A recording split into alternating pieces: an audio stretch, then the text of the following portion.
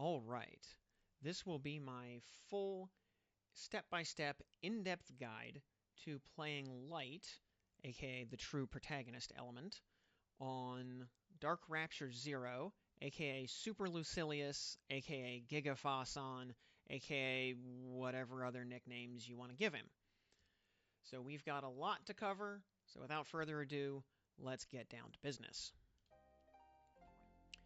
The first thing we're going to do is take a look at our party, what it is, and why it is. So, Gran himself is going to be a Yamato,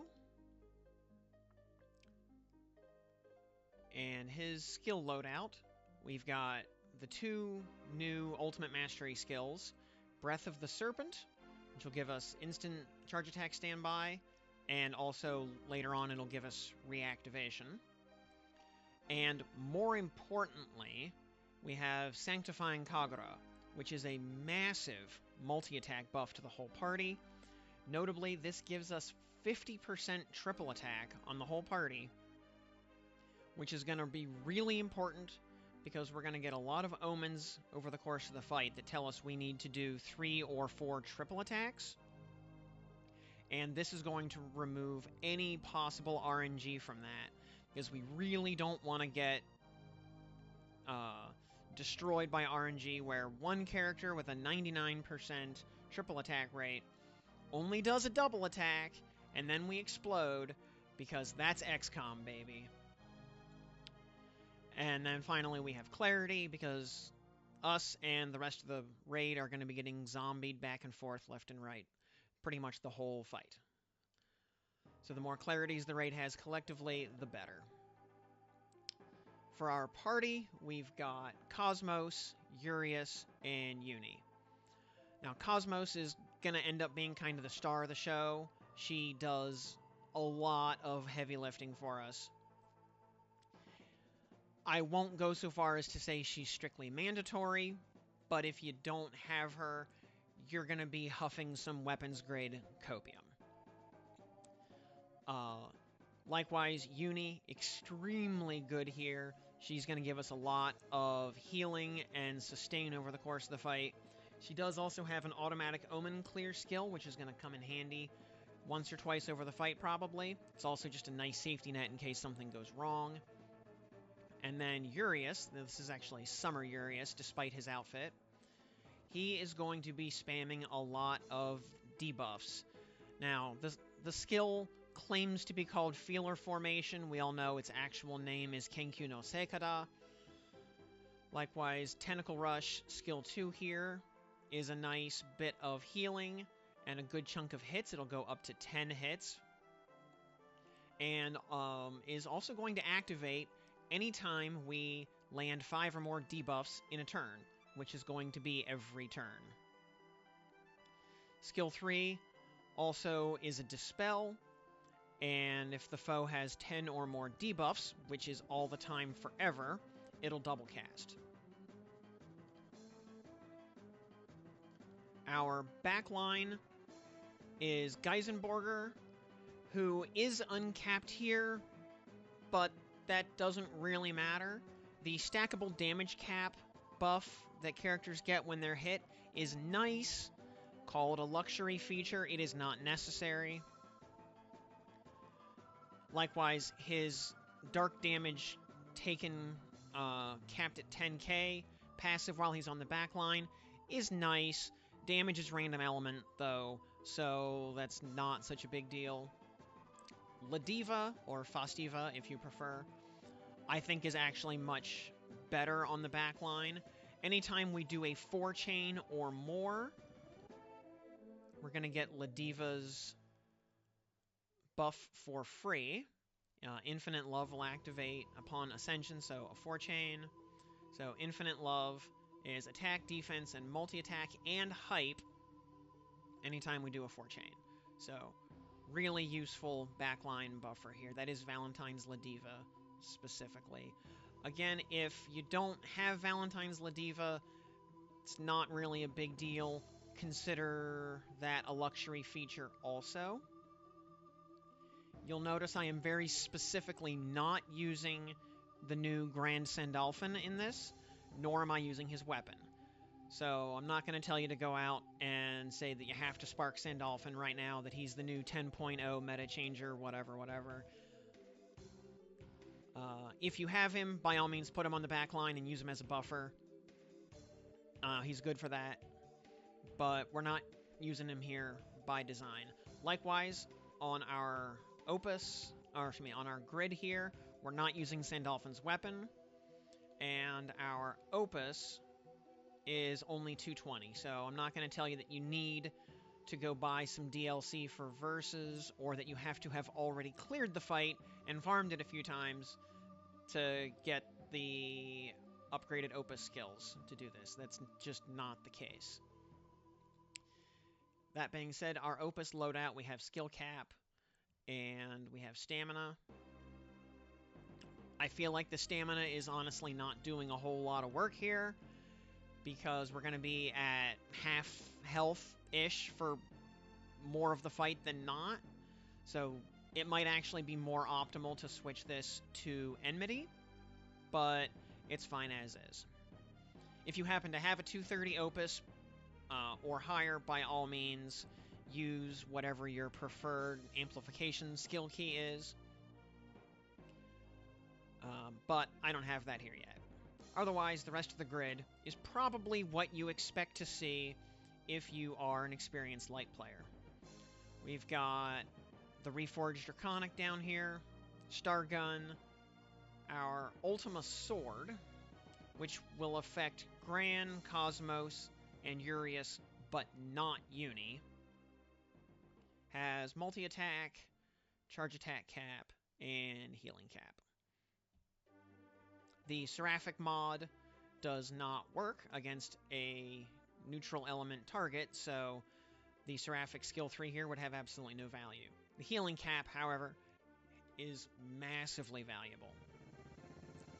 Rest of the grid, we've got 2 Uni Harps, 1 Cosmos Harp, 2 Nahon Harps, which, in addition to the Tempering, remember, also have Fandango, which is not a lot of multi-attack, but it's some.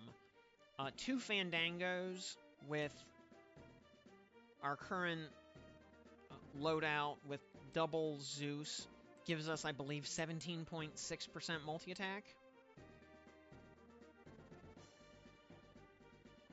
We also have a Defense Spec Certificus, as well as a Lu Woh Fist. If I had more than one of these, I would use more than one, but that's all I got. Then we have a Sleipnir Horseshoe, just generic Garrison and Enmity. If I had to remove something to put in, say, a Lu Woh Fist or some such, I would remove the Horseshoe first. Also, its AX skills are kind of nothing special here. Then our main hand is an Excalibur, which you do not need. I will never tell anyone go be a slave to meta or anything.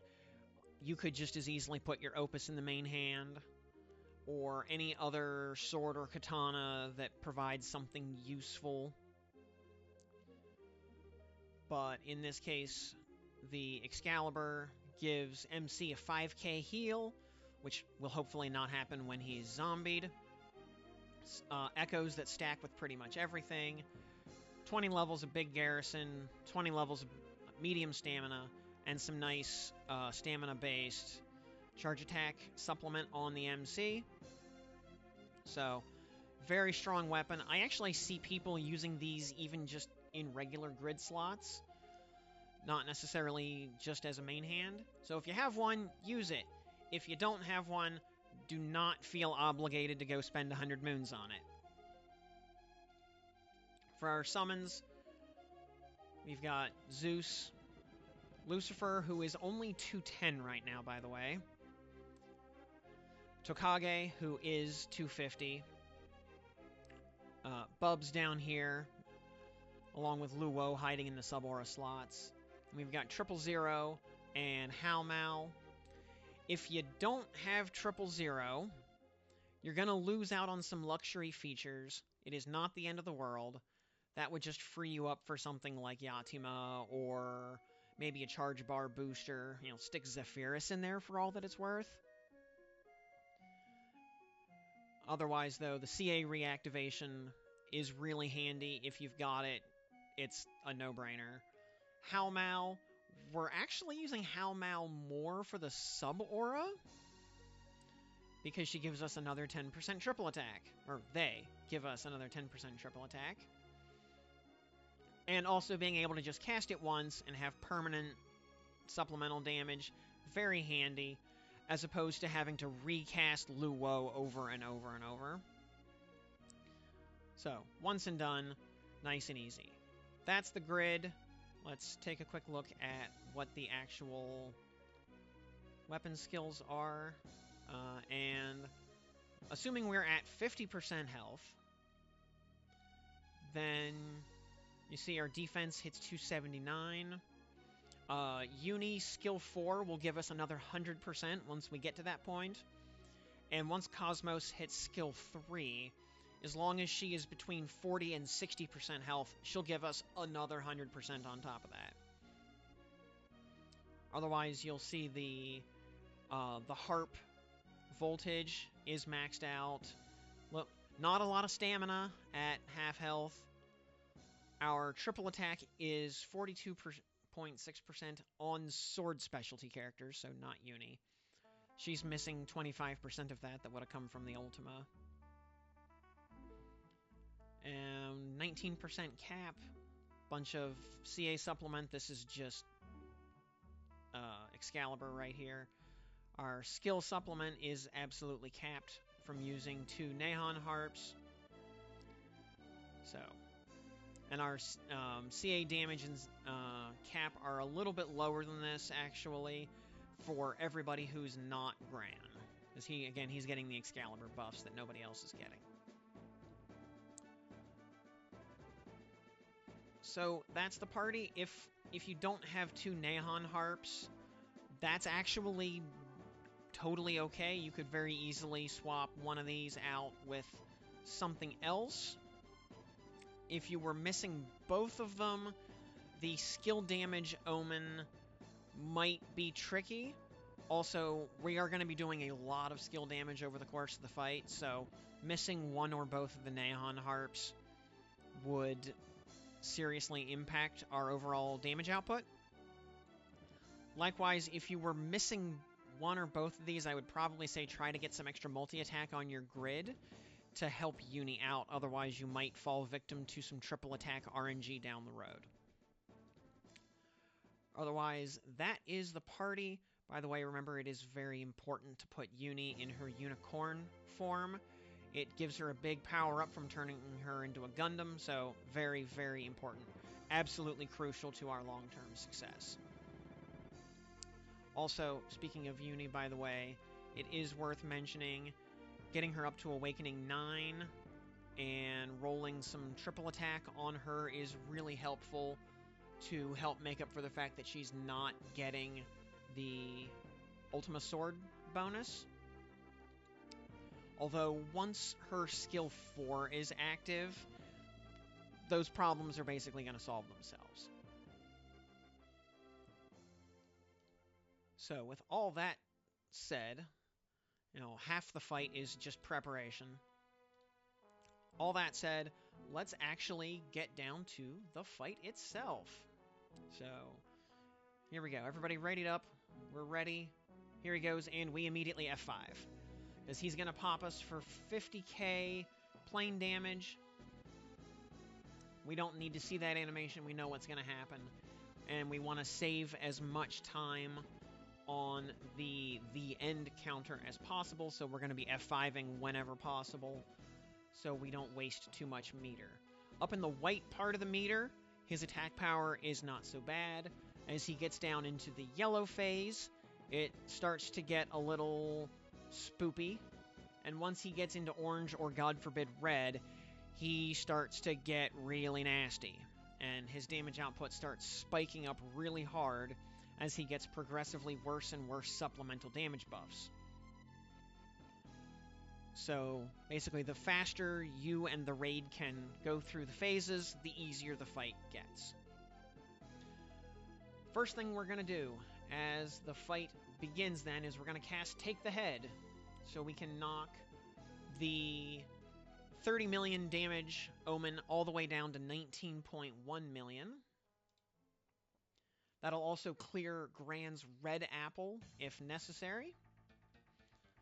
And remember that clearing a red apple will eat your entire charge bar. So important that we do that first. Then we'll click skill 2 on Gran to refill his charge bar up to 100. Also clearing the red apple will give him charge attack reactivate, which is handy. We're gonna cast whatever nukes we need to get the damage down, which in this case is going to end up being basically all of them. So we'll hit skill 1 and 2 on Cosmos, skill 2 on Yurius. We also hit Kinkyu no Seikada a couple times, as well as Uni 1. We cast HalMal as well with whatever decent cross we can get, if a decent one presents itself. In that case, we ended up crossing Hades, which, whatever. Also, big thing to mention here in the beginning phase. We need to pass a bunch of turns before the raid hits 95.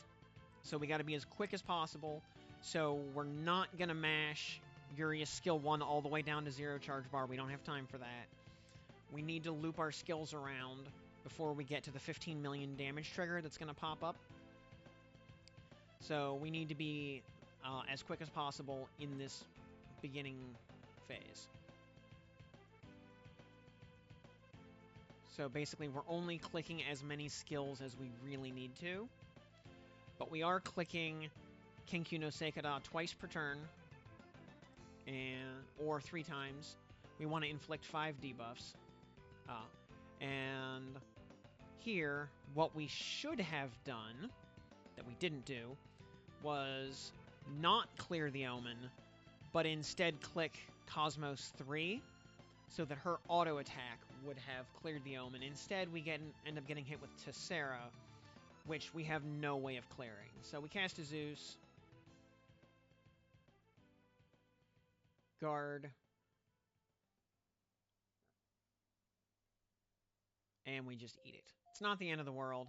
It's a little bit troublesome, but no big deal. Remember that Tessera will pop up as a punishment for, or bonus, Omen, if you clear the Omen before you hit attack. So, in a perfect world, we're always going to finish Omens with the attack button rather than a skill click to minimize the possibility of that happening. It doesn't pop up every time, it's a % chance, but we don't want to deal with it if we don't have to. So now we need to triple attack 4 times. So the important thing here is we will click Uni 1 as always, click some Kinkyu no Seikada, and Sanctifying Kagura is our friend here, as this will get everybody's triple attack up. And we hit orange, and there we go. Easy peasy. 20 million CA damage.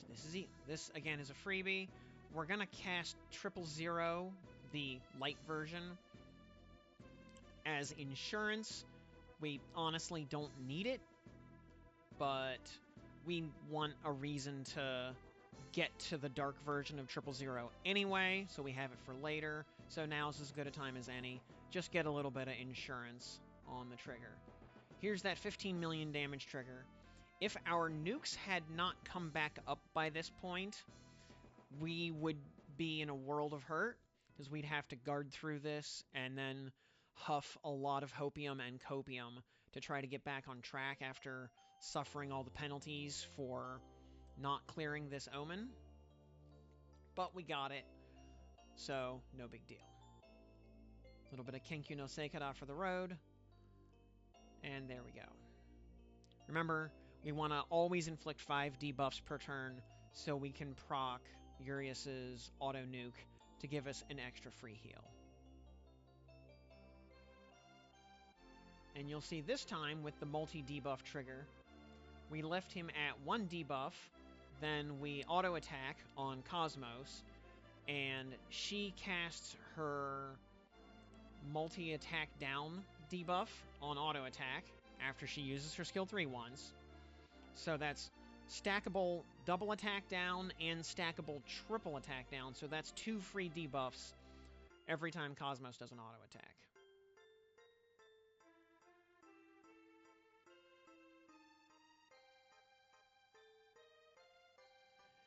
Now suddenly I wish I hadn't done that 4-chain last turn, because now I have to do another 4 charge attacks.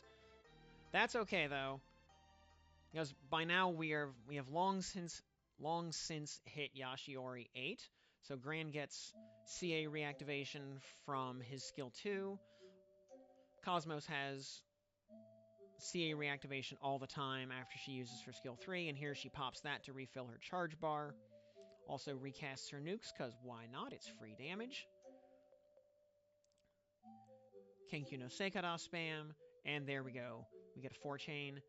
And you'll also notice everybody now has a big shiny heart on their buffs from Ladiva. Thank you, Ladiva. Triple attack 4 times again, so once again we hit Sanctifying Kagura. We realize that Uni has 10 stacks, so we cast Uni 4 the first turn it becomes possible. We want that buff up ASAP. And depending on how many times she's able to charge attack, she might hit that a little sooner or a little later.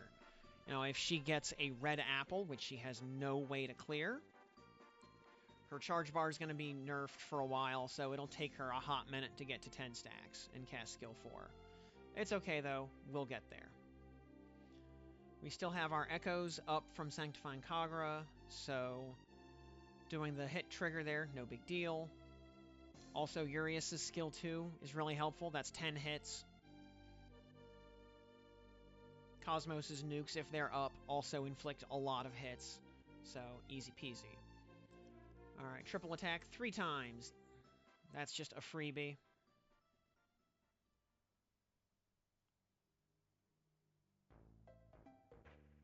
Yeah. Keep chaining those Lucies. Keep the health up. Also, a reminder that we don't have Yatima in this setup, so we are only casting 1 summon per turn.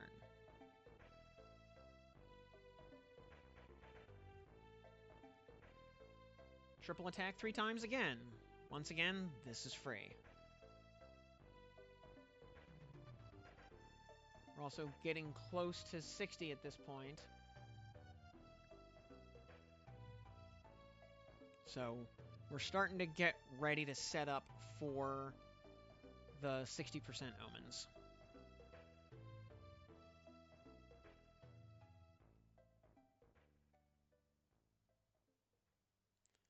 And I want to mention here that I think 60% is where the scariest part of the fight begins. Because once he gets those labor buffs up, he starts hitting really, really, really hard until you clear them. You can easily expect him to be doing 20k damage per character per auto attack. Even 10 to 15,000 if you guard through it. So get ready to soak a lot of damage during the next couple of turns here.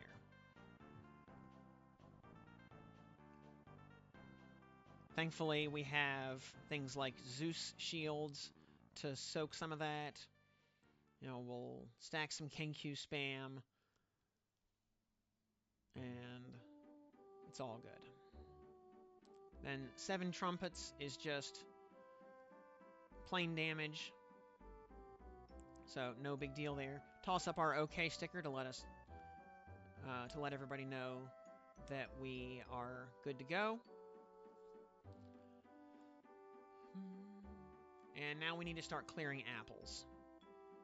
Yellow apples can be murder, so we need to make sure we clear any of those.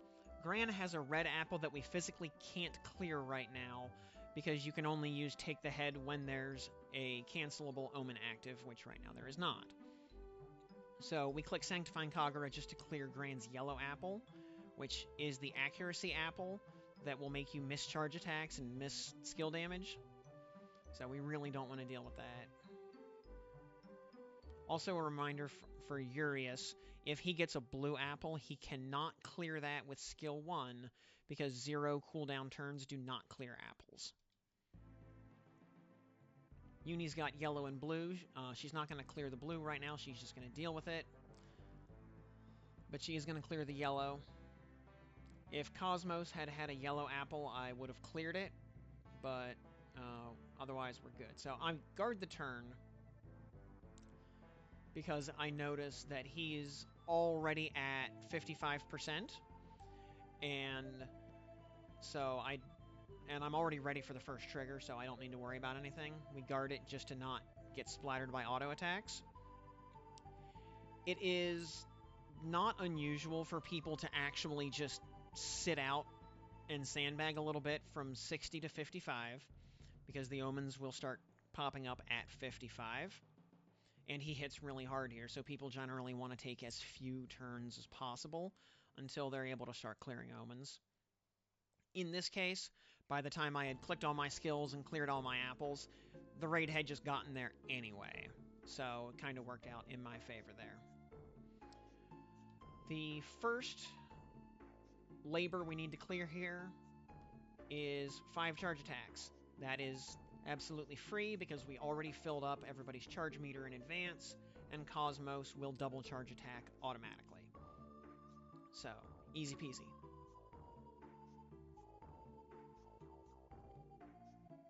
The next one, attack 6 times.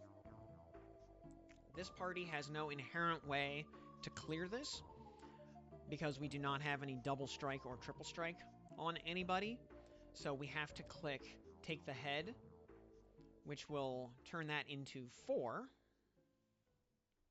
And then hitting orange just inherently clears the skill, or clears the omen.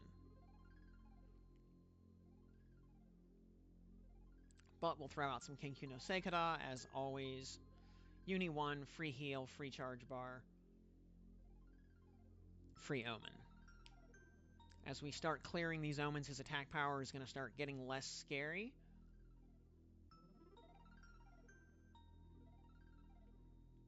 And then we have 35 million damage, which is quite easy for this party. Click some Cosmos nukes.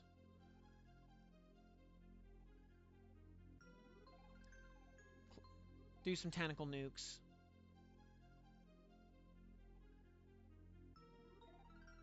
And I hesitated on Uni's skill there because I wasn't quite sure if it was safe to click skill 1.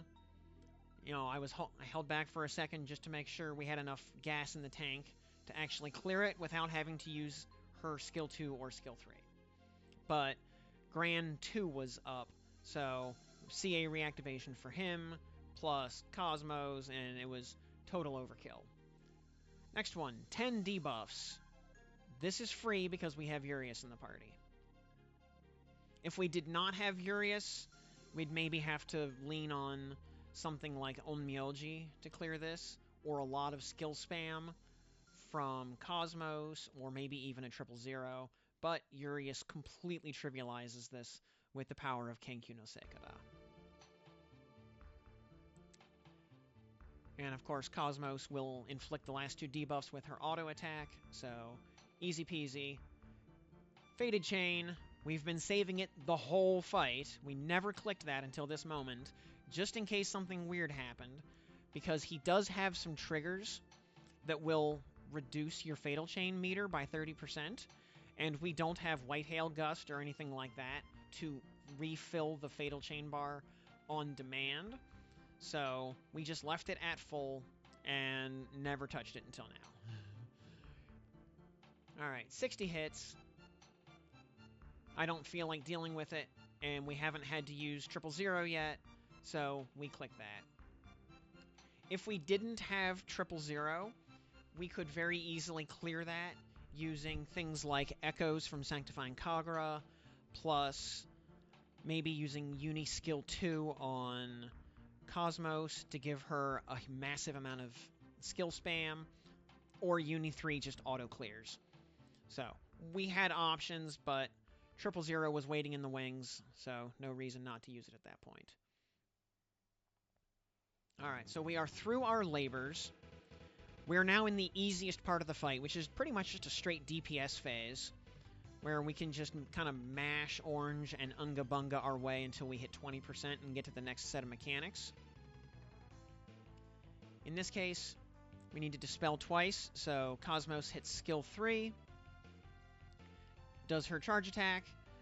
Each charge attack inflicts a dispel. She double charge attacks, so 2 dispels, and by doing it this way, no risk of Tessera.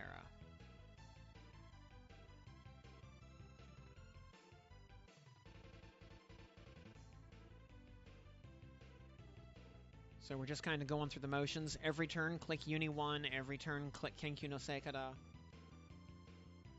Alright, we get the 2 dispels again. So this time we'll use Yurius 3. Easy peasy. We're also doing as many charge attacks as we can to get that Fated Chain bar back up for when we will eventually need it. But you'll notice that we just do not touch it until then.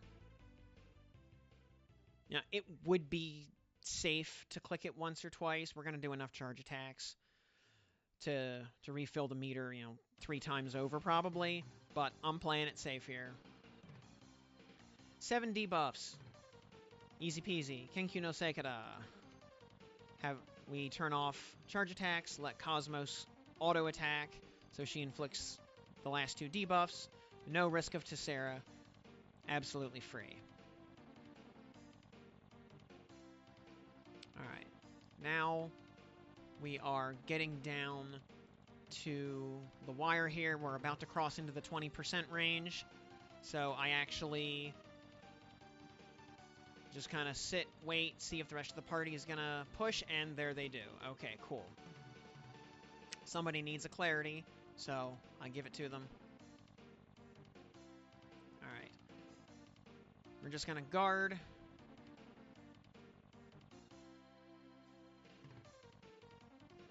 Alright.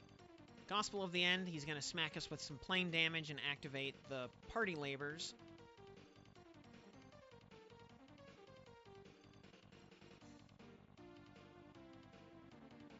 So, alright. Our Omen is 66 hits. And we could have gotten 66 hits, we could have gotten 12 skills, we could have gotten 6 charge attacks. We can do all 3 of those with this party setup. So, we're ready to rock here no matter what. If people's charge bars were not full, and we had gotten the charge attack trigger, we might have had to punt this. But we were ready to go here. Everything was really just golden at this point. So we're just doing a lot of nuke spam to hit that target.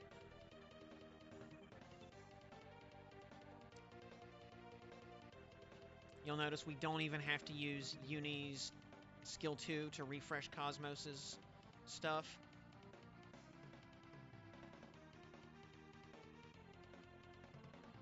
Then we toss out some echoes there with Sanctifying Kagura to finish it off. And easy peasy. And we had the 9th labor, which is honestly one of the scariest ones. So the fact that we cleared it so easily, very important. And after that, we need the Fated Chain to clear his regular Charged Diamond Omen, which is why we wanted to have that ready to rock and roll. By the way, with the labor Omen that you get here at 20%, if you get one that you can't do, you can tank it and get a different one. You can just punt if you have to. You will take a crap ton of damage in the process. So you expect to realistically take between 60 and 80,000 damage per character if you have to punt an Omen. So if you do need to punt, be ready to deal with that kind of monstrous damage. But you are allowed to do it if you have to. At this point, the only omen left up is Wind. Everybody else has done theirs by now.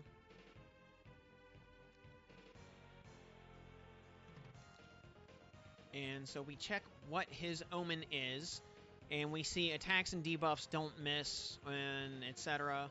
Debuffs like blind and accuracy hit don't matter, so it's God Sight. This one does not matter to us because we don't use any kind of mirror image or dodge buffs in this party, so this is irrelevant to us. So, that being the case, we're free to just start DPSing. And at this point, whether Wind clears their labor or not, kind of doesn't matter to us.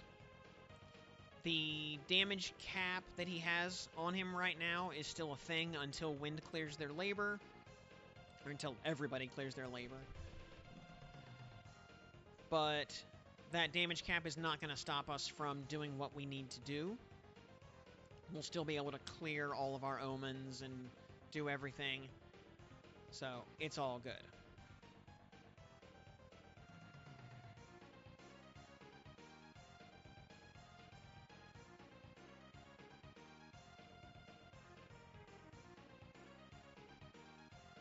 $99 million damage. We can clear this if we do a bunch of nuke spam and stuff, but Uni had 10 stacks, so we just use her skill 3 to clear it instantly, save time, and keep pushing turns. We need a Faded Chain here, which we don't have ready. So, we're just going to guard it and just face tank it. Throw out as many debuffs and whatnot as we can. Guard through it. You see, it just really does not do that much damage. Doesn't cause that much of a penalty to our The End meter, so not a big deal.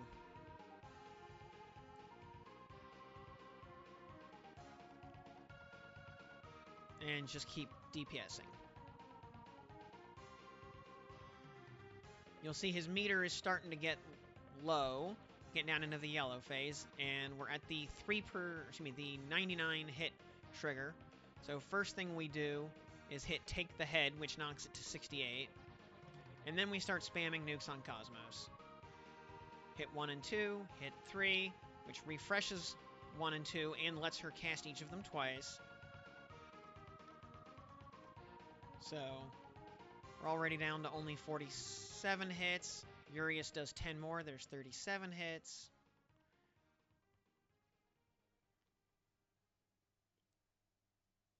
Sanctifying Kagura. Get some echoes. And interestingly, Cosmos will inflict more hits doing a charge attack than an auto attack. So we leave her in charge attack mode, because she's going to cast her 6-hit nuke with each charge attack, and she does it twice. So she ends up inflicting 14 hits by herself. Everybody else does their hits. We clear that easily. Take some damage that doesn't matter at this point. Some tentacles go out, and by now the rest of the raid has already killed him off. So GG. And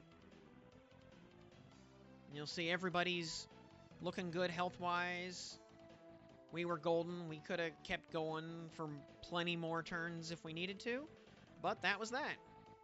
So we collect our loot. And that's all there is to the fight. All, he says. But I hope this was helpful to you. Good luck getting your light opuses done and your light clears done. And enjoy farming the raid. Thanks for watching. And remember that light is the true protagonist element trademark.